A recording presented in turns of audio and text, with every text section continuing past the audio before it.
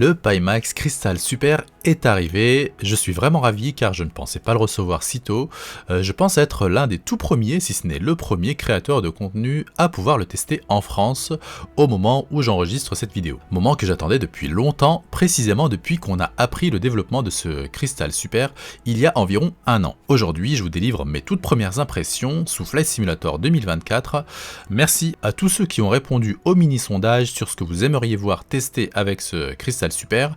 En première position, vous avez souhaité des tests pratiques en sim racing.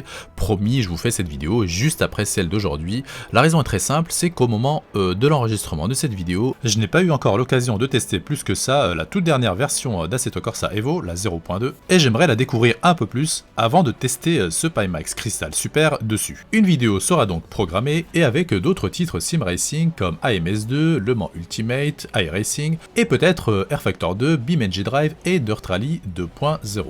En deuxième position, vous avez souhaité mes impressions sous Flight Simulator 2024 et c'est donc la vidéo du jour en live dans le sens où au moment où je vous dis ces quelques mots, je n'ai pas encore essayé le casque et j'aime bien capturer ces moments-là et vous les partager car ils sont uniques. On verra si je vais prendre une claque, probablement, en tout cas je l'espère. Je suis passé en relativement peu de temps du Crystal Light au Megane X Superlight 8K qui sont déjà impressionnants en termes de qualité d'image, chacun dans son domaine, et maintenant on va essayer ce Pimax Crystal Super tant attendu. Viendra peut-être par la suite le Big Screen Beyond 2, mais a priori ils ont actuellement des problèmes de stock. Et en troisième position, vous avez demandé des comparatifs avec d'autres casques VR que je vous partagerai bien évidemment. Allez, installez-vous confortablement et c'est parti. Bienvenue à vous sur Immersive Games TV. Pour ceux qui découvrent, ici il est question d'immersion dans vos expériences, la réalité virtuelle en premier lieu, principalement sim racing et flight sim, mais aussi quelquefois sur d'autres expériences avec lesquelles j'accroche. Je vous partage mes expériences à travers différents tests, des tutos, etc. Loin de la théorie, ici on essaie d'être au plus proche de l'expérience utilisateur, la transparence étant de mise. Revenons au thème du jour, il s'agit ici de la première version du casque à être distribuée, à savoir la version avec les écrans QLED à 50 pixels par degré avec un champ de vision théorique de 135 degrés horizontal. On fera bien évidemment d'autres tests assez rapidement pour mesurer le vrai champ de vision et plus tard, au second semestre, on aura une version QLED mais avec 57 pixels par degré avec une plus grande concentration de pixels mais par contre avec un champ de vision plus petit d'environ 120 degrés horizontal en théorie. Et encore plus tard devrait sortir une version micro OLED avec des lentilles Pancake qui va profiter de la richesse des couleurs de ces dalles et notamment des noirs qui transforment littéralement l'expérience de vol de nuit sous Flight Simulator en VR et j'en sais quelque chose avec le Megane X Superlight 8K. Voilà, en guise d'introduction, il s'agit aujourd'hui donc d'une vidéo premières impressions, d'autres vidéos viendront assez rapidement pour notamment le contenu de la boîte, des comparaisons avec les autres casques comme le Megane X Superlight 8K, le Pimax Crystal Light, le MetaQuest 3, le HP Reverb G2, ceci en termes de confort, de taille, de poids, on parlera des lentilles, de la qualité d'image bien entendu et de la résolution, mais aussi du champ de vision, des couleurs, de la luminosité, du sweet spot, qu'est-ce qu'on a encore, le confort bien sûr, l'effet Murat, les aberrations chromatiques, le glare, le ghosting et plein d'autres aspects comme la partie logicielle, le rapport qualité-prix, la politique de retour, bref, on fera le tour en long et en large de ce casque, donc abonnez-vous et activez la cloche pour ne rien manquer de tout cela. On fera aussi des tests de performance comme d'habitude sur cette chaîne, sur différents titres, notamment en sim racing comme je vous l'ai indiqué tout à l'heure. Et pourquoi pas quelques jeux debout et voir si ce casque est plus adapté à ces expériences que le Crystal Light. J'ai bien envie d'essayer la version remasterisée d'Oblivion, entre autres. C'est un sacré programme, mais on va faire de notre mieux. Allez, on arrête de jacter et maintenant que tout est branché, on va lancer le programme Pimax Play et Flight Simulator 2024 et vous faire part de mes toutes premières impressions. Waouh. Waouh, franchement c'est topissime en termes de précision et de qualité là. Ouais, c'est magnifique. Voilà, il n'y a rien à dire. Mais franchement, la sensation d'immersion est assez incroyable parce qu'il y a quasiment plus de frontières. Enfin, j'ai l'impression, en tout cas, qu'on est beaucoup plus dans l'expérience VR qui s'apparente de plus en plus au réel, même si bien sûr ça reste du virtuel. Hein. À bien des égards, on est d'accord. Mais ouais, le fait que le champ de vision soit aussi large, c'est un vrai plus. Hein. Ça, il n'y a pas à dire. Alors tout est super net, hein, bien évidemment. C'est pas mal du tout. Alors je vous disais, j'ai l'impression que je me répète, mais c'est la vérité. C'est qu'à chaque fois, en fait, il y a un step au-dessus. Bah voilà, l'œil humain, il a une capacité infinie, hein, quasiment en termes de clarté, enfin la résolution, la résolution humaine entre guillemets est infinie. Et du coup, bah forcément, quand on augmente la résolution, bah on s'en rapproche encore un petit peu plus. Et à chaque fois, c'est plus bluffant en fait, hein, à chaque fois. Donc c'est un petit peu cette sensation que ça me donne. Alors, je vais essayer d'être exhaustif, d'être méthodique par rapport à cette vidéo. La première chose qui saute aux yeux, c'est le champ de vision. Plus rien à voir avec tous les casques VR, en tout cas que moi j'ai pu expérimenter, à savoir, donc je vais vous faire rapidement la liste, le tout premier Oculus DK1, hein, donc le tout premier prototype à 720p, c'était vraiment une misère, c'est vraiment le tout premier casque VR dans la nouvelle ère en tout cas de démocratisation de la VR. Il y a eu ensuite l'Oculus CV1 que j'avais essayé également, ensuite le Valve Index, ensuite le HP Reverb G2, plus tard le MetaQuest 3, le Pimax Crystal Light, il y a aussi le Megan X Super Light 8K, et aujourd'hui donc ce fameux Pimax Crystal Super. C'est le champ de vision le plus large que moi j'ai pu expérimenter. Alors il y a effectivement des champs de vision encore un peu plus larges, ceux de Pimax notamment, le Pimax 8K X il me semble, le Pimax 8K avant, le 5K, le 5K Artisan, etc., etc. Il y en a eu pas mal. Moi j'ai pas eu cette génération de casque Pimax, donc je peux que m'en référer à ce que j'ai déjà pu expérimenter. Et là c'est franchement topissime. Pour vous donner un ordre d'idée. Donc dans des tests plus précis, hein, je calculerai avec un logiciel le champ de vision.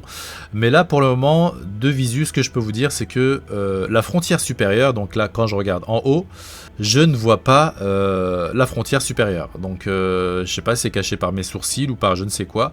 Mais en tout cas, ça ouvre déjà beaucoup le champ de vision. C'est comme si au-dessus, c'est comme d'habitude, c'est comme si j'avais pas de casque VR.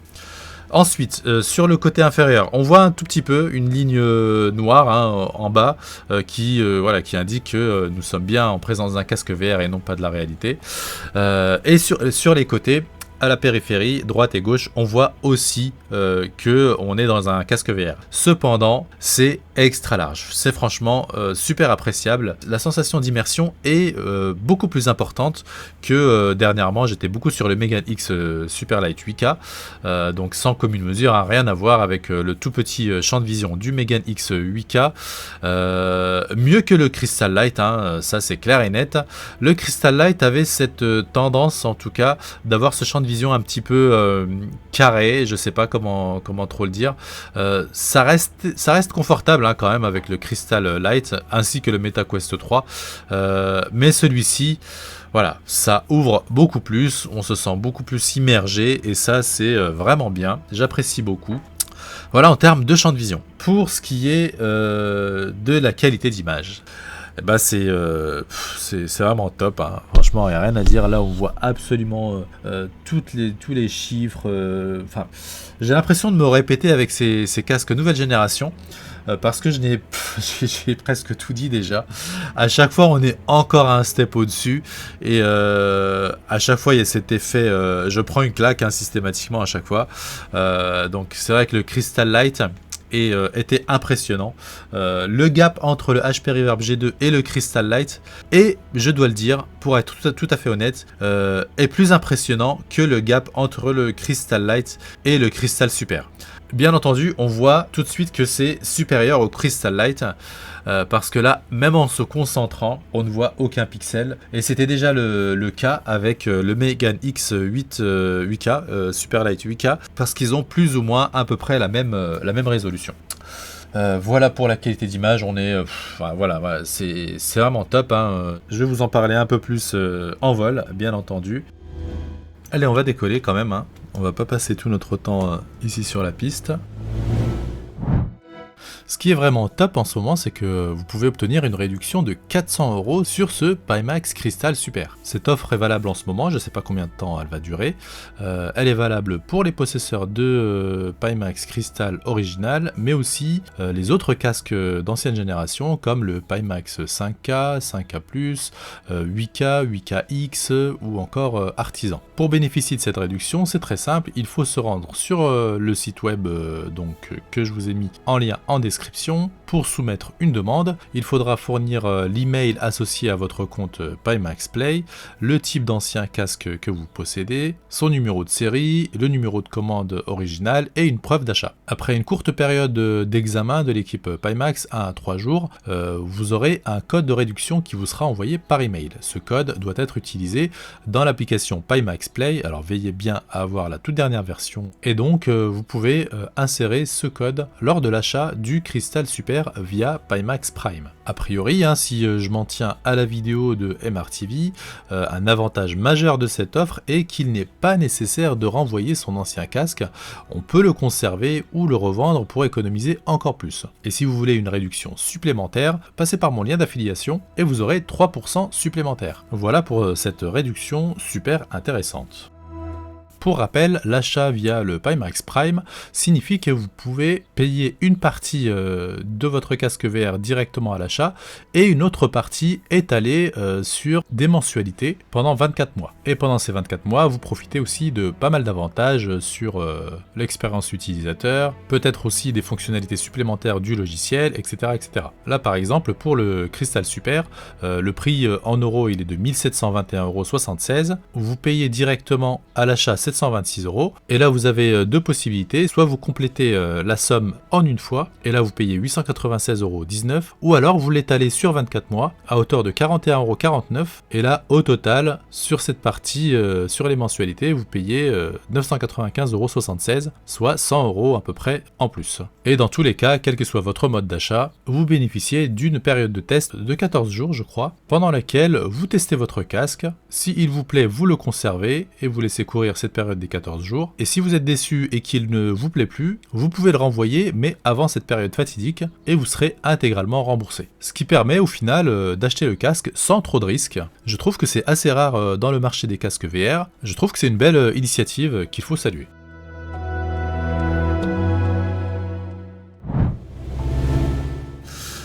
Qualité d'image topissime, rien à dire.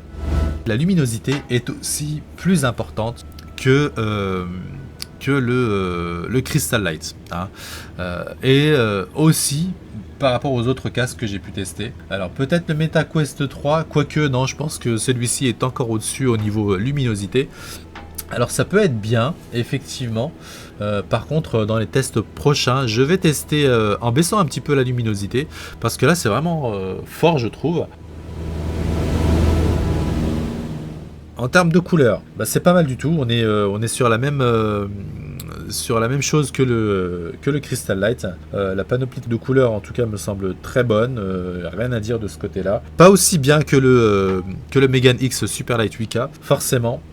C'est du micro OLED sur le Megane X, donc forcément les couleurs seront meilleures, mais ceci dit, ce Crystal Super est vraiment au-dessus de la moyenne, et même parmi le top, clairement. Je le mettrai juste derrière le Megane X Superlight 8K en termes de colorimétrie, de fidélité des couleurs et de contraste. Regardez-moi ces paysages de montagne. Là, c'est vraiment magnifique. C'est incroyable, le niveau de finesse. On voit tout à très très longue distance. C'est absolument magnifique.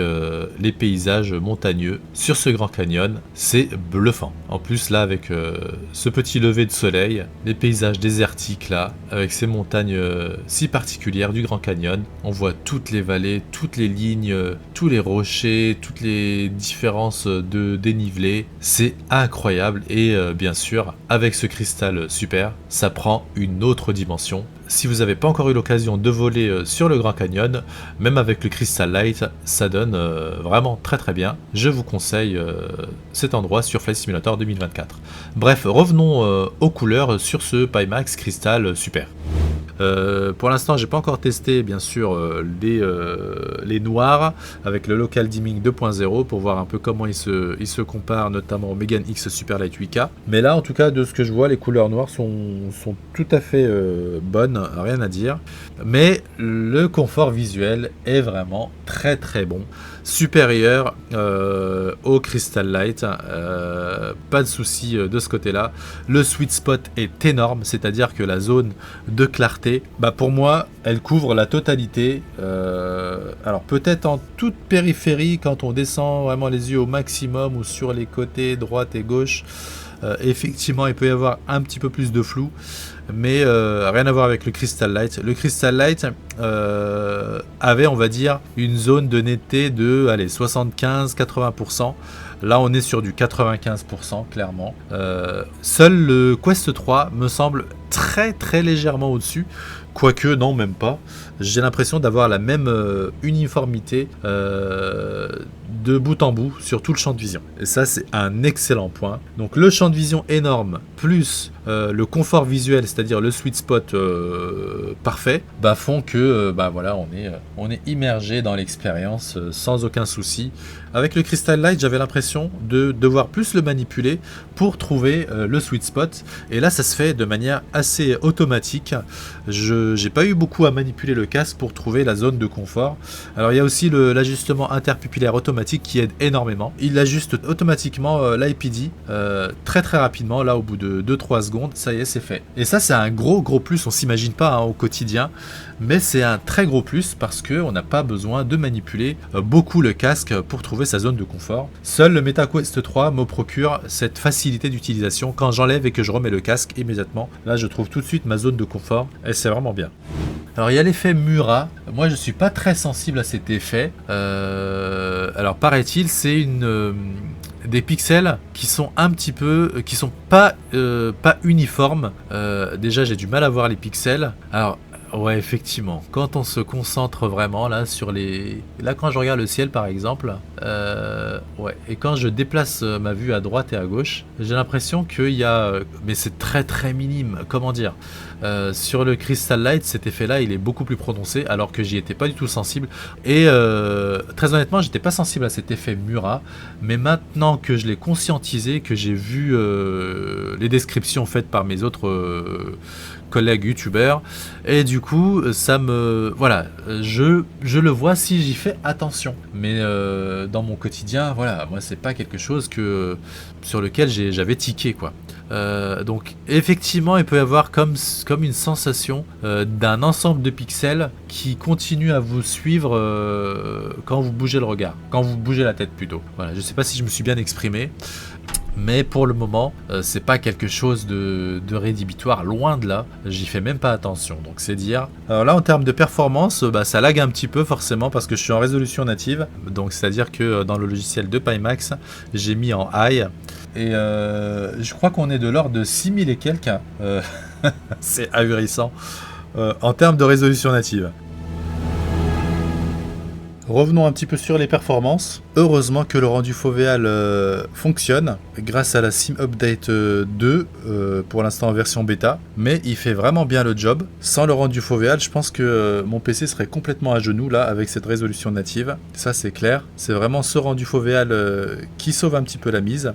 Et avec l'eye tracking, c'est vraiment magnifique. Je ne vois aucune baisse de résolution sur les côtés, ni quoi que ce soit. Parce que comme ça suit le regard, et la résolution reste toujours nette là où mon regard se porte, du coup je ne suis absolument pas gêné par le rendu fovéal, qui fait ici un excellent taf, faut bien le souligner. Du coup on n'a vraiment pas besoin du rendu fovéal fixe ou dynamique d'ailleurs sur OpenXR Toolkit, en tout cas pour Flight Simulator 2024. J'ai fait le test, quand je l'active ou désactive, ça ne change absolument rien en termes de FPS, et c'est du coup le rendu fovéal dynamique qui est à l'intérieur du jeu, dans Flight Simulator 2024, celui qu'on peut activer dans les options, qui fait le taf pour le rendu fovéal, et il marche très très bien.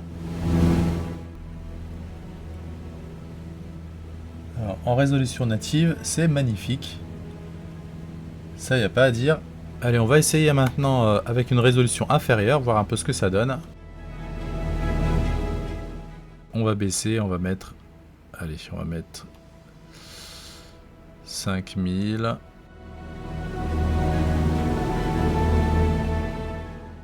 Hop, et on rebascule sur la VR. Alors, ça reste très beau. À 5000, ça reste super agréable. Et ça, c'est plutôt pas mal. Ouais. Donc là, on continue de profiter des excellentes dalles de ce Crystal Super. Allez, on va baisser encore un peu plus la résolution pour voir si on a une belle qualité d'image. Pour l'instant, je suis toujours à 37 fps. C'est bizarre. Est-ce qu'on a rebasculé sur 90 Hz? Oui. Mais là, j'enregistre. Hein, donc, je pense que sans enregistrement, je serai facile à 45 fps. Et je vous ferai une capture d'image, une capture d'écran. Comme ça, vous aurez une idée des FPS que j'aurai sans enregistrement.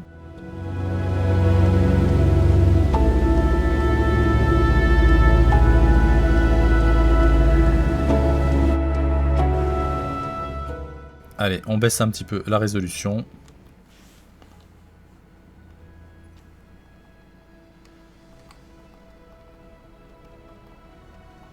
On va par exemple mettre 4000, allez, 4200 à peu près. Ouais, là par contre, ouais. Là, on sent que ça se dégrade quand même. Hein. Ça se dégrade un peu. Alors, on est à 45 fps, mais bon, toujours, c'est parce que j'enregistre, hein, tout simplement. Sinon, je serais un peu plus. Mais là, c'est moins beau que tout à l'heure, hein, clairement. Mais genre, moins beau que le Crystal Light. Hein, à résolution égale. C'est un petit peu le choix cornélien, là. Parce que à cette résolution, de 4200 et quelques, qui correspond à la résolution native du Crystal Light, avec prise en compte des déformations, hein, bien entendu, et ben je trouve que le Crystal Light est plus beau, à la même résolution, hein, toujours, hein. Attention à bien garder ça en tête. Ouais. Alors ça reste agréable, hein, bien entendu, hein. C'est beaucoup plus beau qu'un Quest 3 par exemple, que un HP Reverb G2, ça reste assez joli, mais par contre à résolution égale, on est à un niveau inférieur au Crystal Light. Et si vous craignez que votre config soit vraiment limite avec le Pimax Crystal Super, parce que effectivement pour le faire tourner à la résolution native, il faut au minimum une 4090, et bien il y a toujours le Crystal Light qui est super intéressant, qui est vraiment le meilleur rapport qualité-prix, hein, je le dis mais je le pense sincèrement, et qui a en ce moment les frais de livraison gratuits à l'occasion de la Sim Update 2 pour Flight Simulator 2024. Donc c'est le moment ou jamais. Et toujours pareil, hein, la réduction de 3% avec le code Immersive Games qui fonctionne très bien.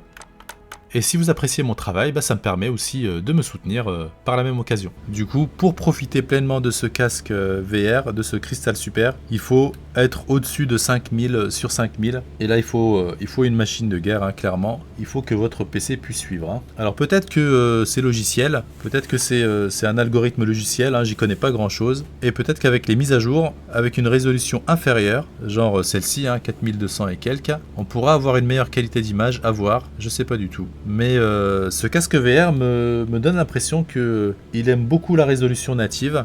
Un peu comme les écrans, hein, tout simplement. Je pense que la plupart d'entre vous, vous avez déjà fait le changement de résolution sur un écran plat. Et quand il n'est pas la résolution native, bah, vous voyez ce que ça donne un peu. Bah, c'est un petit peu cet aspect-là, hein, cet effet-là que j'ai ici. Ça reste quand même très beau, hein. Faut pas exagérer. Hein. Alors est-ce que c'est un effet aussi...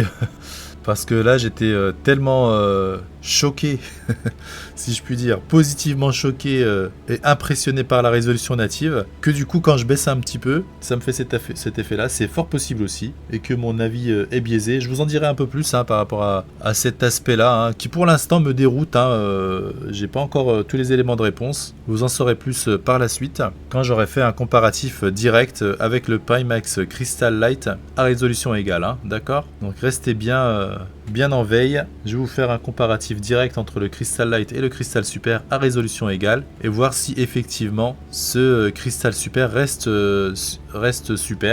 supérieur au Crystal Light à cette résolution de 4200 à peu près, parce que je pense que c'est la résolution qui peuvent faire tourner Flight Simulator 2024 dans de bonnes conditions, en tout cas actuellement, avec des configurations quand même haut de gamme, hein, c'est-à-dire une 4090. Je pense que la 5090 serait vraiment à l'aise avec la résolution native sur ce casque, et je pense qu'on pourrait avoir les 45 fps, mais là pour le moment avec la 4090 que j'ai actuellement, on est plutôt à 36 fps en résolution native sur Flight Simulator 2024. Et encore ça dépend des scénarios, parce que là je suis dans le Grand Canyon.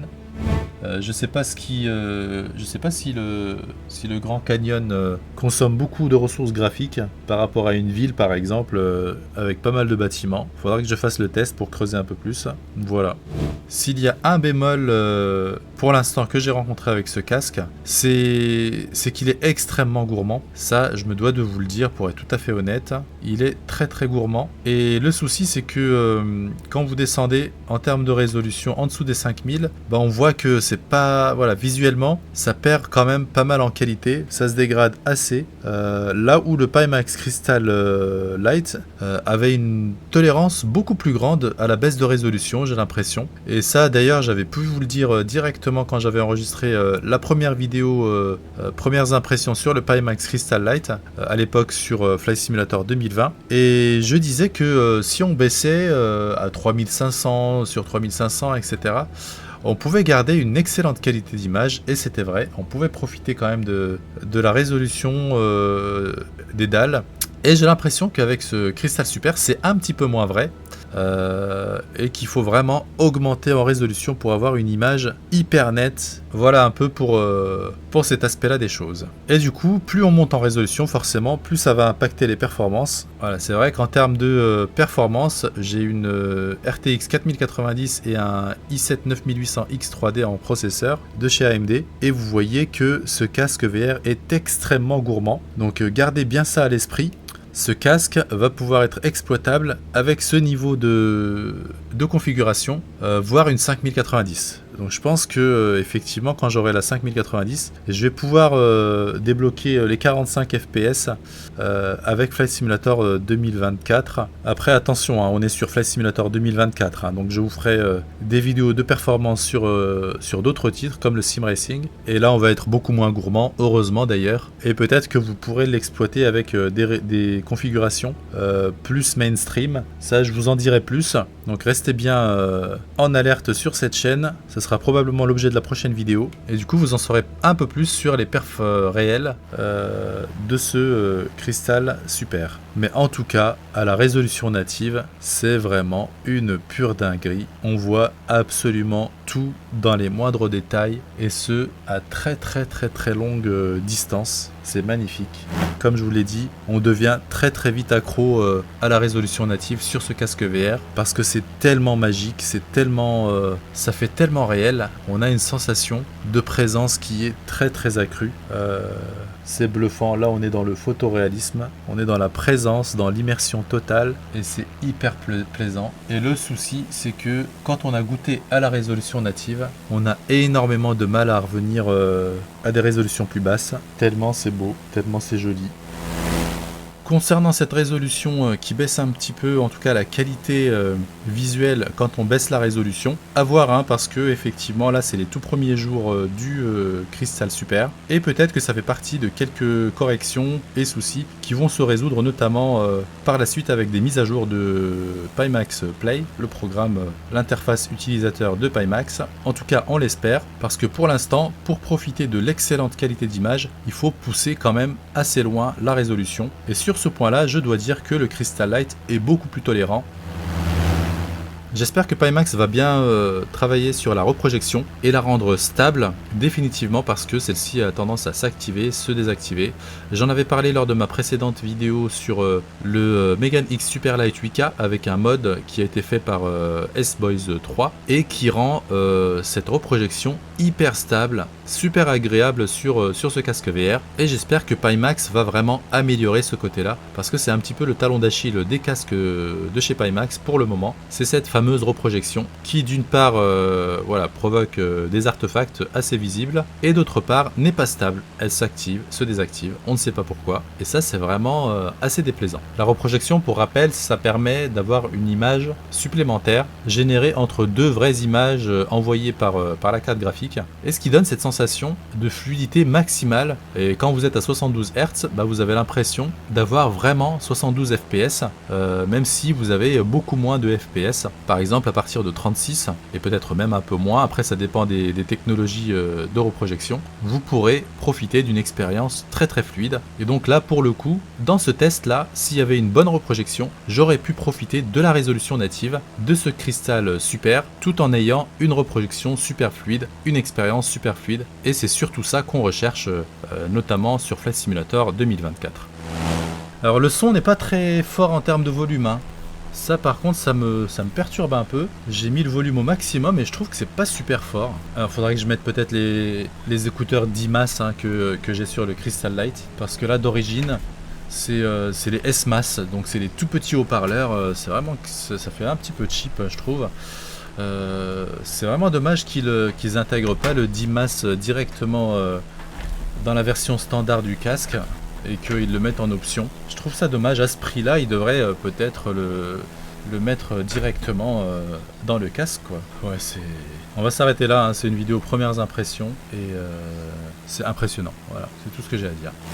Voilà, je crois avoir fait le tour. Je vous ai parlé bien sûr des côtés très très positifs et puis vous avez dû vous en apercevoir en début de ce tournage. La qualité d'image est absolument bluffante. Le champ de vision est excellent, mais par contre effectivement il faut un gros PC, pour le moment en tout cas, parce que pour en profiter pleinement, il faut se rapprocher de la résolution native, c'est-à-dire à partir de 5000 sur 5000 pixels par œil, et encore mieux la résolution native à 6240 sur 6280. Voilà, on arrive au terme de cette vidéo premières impressions sur le Crystal Super, donc très très bonne expérience hein. En résumé, c'est un Pimax Crystal Light mais avec un champ de vision encore plus grand, avec un sweet spot impressionnant, le même que le Quest 3, et bien sûr une résolution supérieure, une meilleure qualité d'image. D'autres vidéos vont venir un peu plus poussées, peut-être des tutos, peut-être des réglages, etc. Donc je vais voir. Et puis bien sûr une vidéo test complète dans les moindres précisions à venir. En attendant, laissez un petit pouce bleu si vous avez aimé la vidéo, partagez au maximum, abonnez-vous si ce n'est déjà fait, ça aide vraiment cette chaîne. Si vous avez déjà craqué pour ce Crystal Super, n'hésitez pas à passer par mes liens d'affiliation, vous aurez une petite réduction, c'est toujours ça de prix. Pour ma part, je vous dis prenez soin de vous et de vos proches et à très vite, ciao ciao.